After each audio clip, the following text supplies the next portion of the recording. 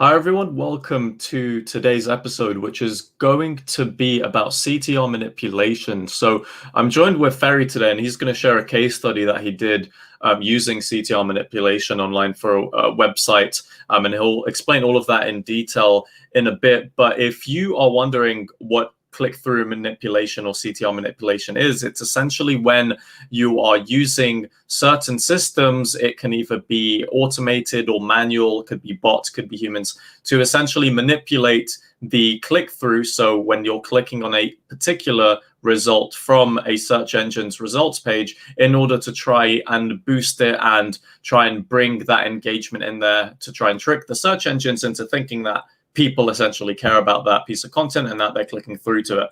And so there's many different types of ways to do CTR manipulation. Some people like doing it through automated systems and machines. There's also, you can even use services like micro workers, where you essentially pay people a little bit of money to essentially click on whatever search query you want them to.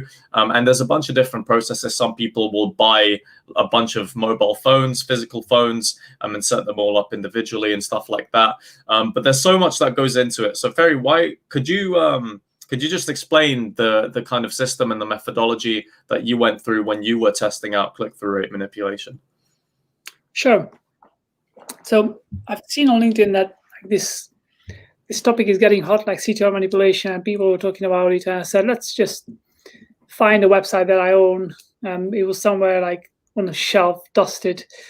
And let's just take a page from this website, find a keyword that's got like some decent search volume, like this specific keyword I was testing with had a search volume of around 5,000 searches per month. And I said, let's just try to see if we can use a cheap tool that we can send some clicks through the SERP to the website, and let's see what the effect is going to be on this keyword. And so actually one of my clients suggested this. He said, look, I've heard that some people are using this methodology and these tools. Do you think it will work? I said, well, I've never used this, so I cannot say for sure if these tools are working or not. But let me just get a page and test it. So I've done a test on this keyword. The page was, it was not the home page, it was a deep link. The page was ranking on position 7 to 5. It was fluctuating up and down for the past 1 year. And I said, this is a perfect kind of URL to test with, because we know that the rankings are stable. They've been there for many months. And the only thing that would affect these rankings now would be this experiment. So I said, I'm going to do 1 week test. So every day we'll do, I'm just looking at the other screen, at the settings, we search for the keyword, and then we click on the actual, on our result on our page. And we've done 50 searches per day, like 50 clicks per day. We've done 30% mobile searches, 30% bounce rate, 2 pages per session, and 120 seconds average session duration.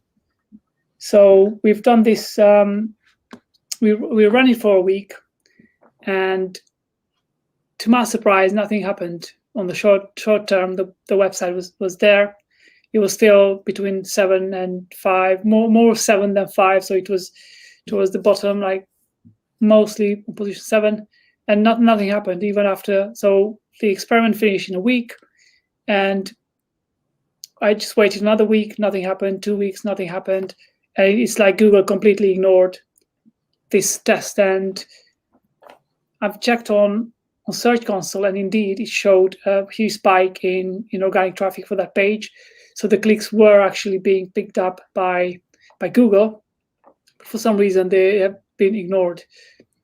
And now I've checked even today before this kind of stream, I've checked the rankings, and they're on page 2. So it went down to page 2 now.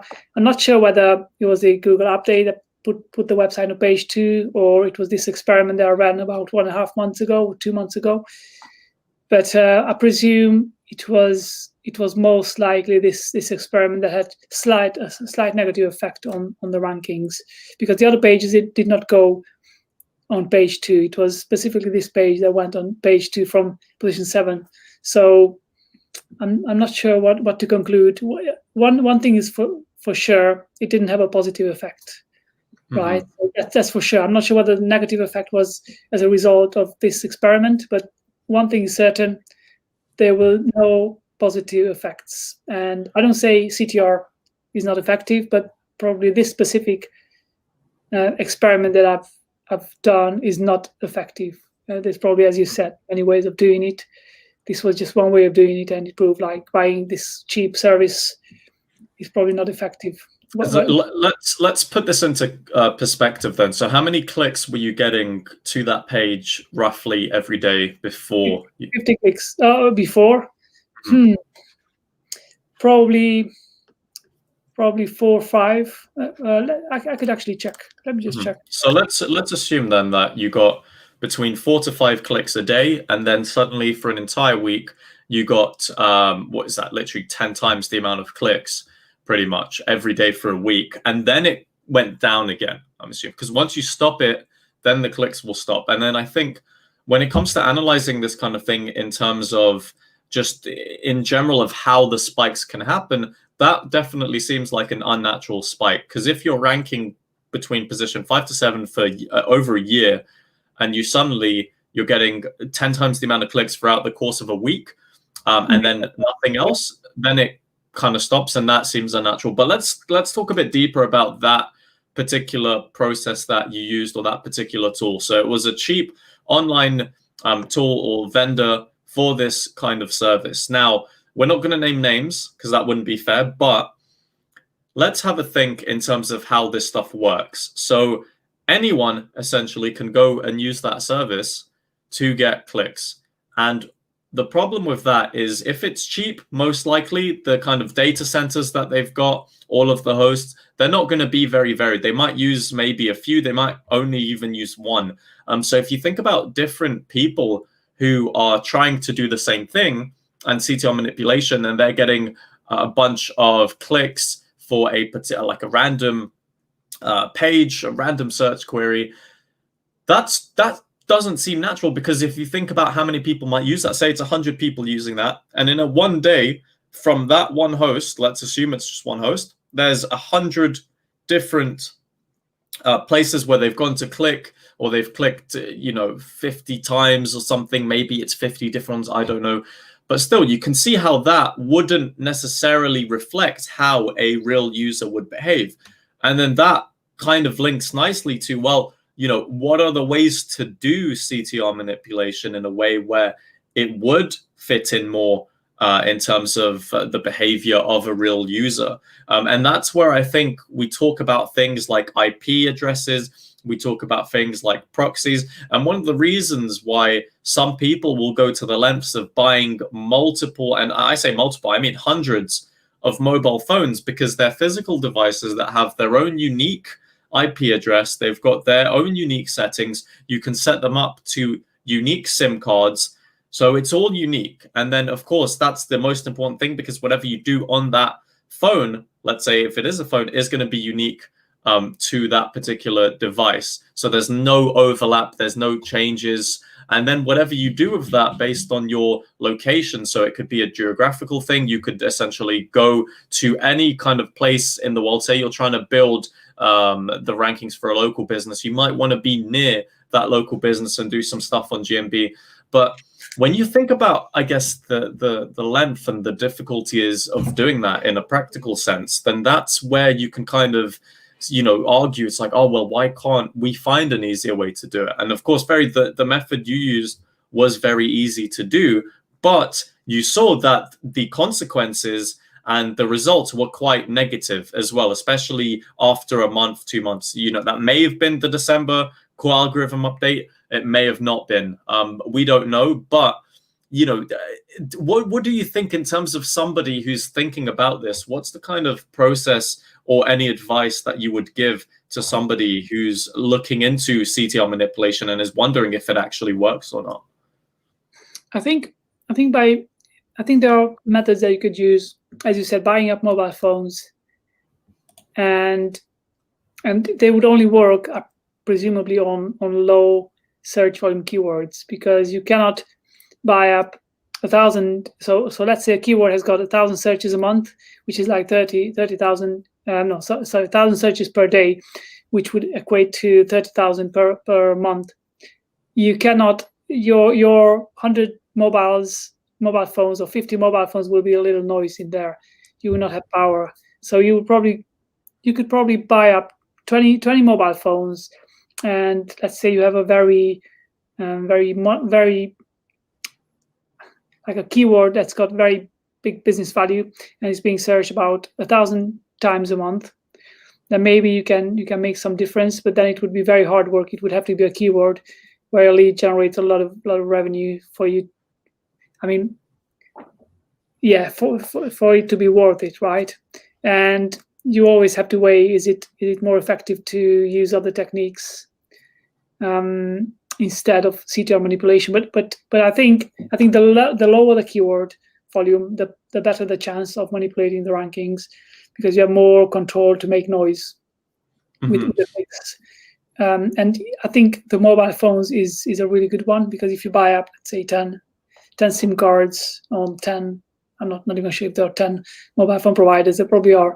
So buy up 10 SIM cards or 20 SIM cards, 10 cheap mobile phones, and just try to set up either software or have an assistant who's doing it. Then maybe that could work. I think that would be the most effective method, I presume. Because I would say, and for people who are thinking about, especially if you're using vendors online, because you don't know the kind of, like I said before, you don't know the hosts, you don't know the proxies, you don't know the IPs that they're using, because they have control over that. You don't have control over the whole system. And I feel like if you want to make this as close to actual user behavior as possible, you have to be able to own the entire process. So you have to own the devices, so you own the proxies, the IPs, whatever it is, and you're able to then facilitate exactly how you want that particular, let's call it user in quotation marks, because obviously you're doing it yourself, but for that to be representative. And I think otherwise 1,000 other people are using the same network, and it's just obvious for Google that's something not right. Yeah, because that's what might have happened to you. Google would have picked up, maybe there were a few hundred other people doing the same thing, and then they say, okay, well, this is evidently trying to manipulate the search results and stuff, because that's stuff that's easier for them to pick up. And Google is, it's not perfect, but it's certainly smart. It's certainly good at noticing many things, and it's only going to get smarter. So, in terms of the question and the title of this video, does CTR manipulation work? I would say it can, but you have to be very, very careful of how you proceed with it. And a lot of people don't have the time nor money to be able to fuel it effectively. And that's what we're talking about. If you are going to get, because, people don't have the time to bloody buy 100 phones, set it up to all different networks, and then go around and do these different searches. People don't have the time of day to do that. And that's why it's very difficult. So if you are going to, like almost a full-time job for an employee to click on stuff, or set up a software, which could be done. That kind of controls 50 phones or 20 phones, and then it should be done kind of automatically in a way. But that's tricky. Find that out. Yes. But that's also tricky, because you're going to have the skills to be able to set up that kind of software yourself, and most people won't be able to know how to do that. So if you are going to test this out, obviously I would say a manual approach is better. CTR manipulation is not something that I do, if you want to try it out yourself, I think and we are mentioning this off stage, Fery, it's very important to test, it's very important to experiment. But if you're going to try and do something like this, don't do it on a client site, don't do it on a massive brand, because that's going to not be great for you. It's better to try off, like you said before, Fery, to do it on a much smaller, low competition keyword in a market where you have better control, or it's easier for you to make an impact. So I think that's the kind of way I'd end it. But any last bits to add, Fery, onto this topic?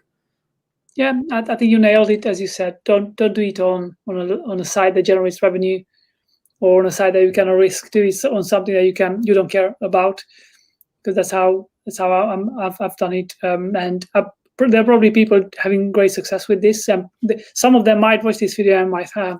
I've done it. I've ranked #1, so it might be the case. But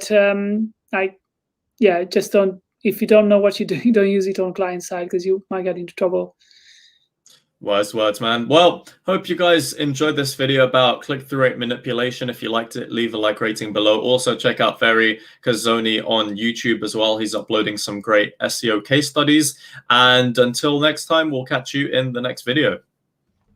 See you. Bye. Cheers.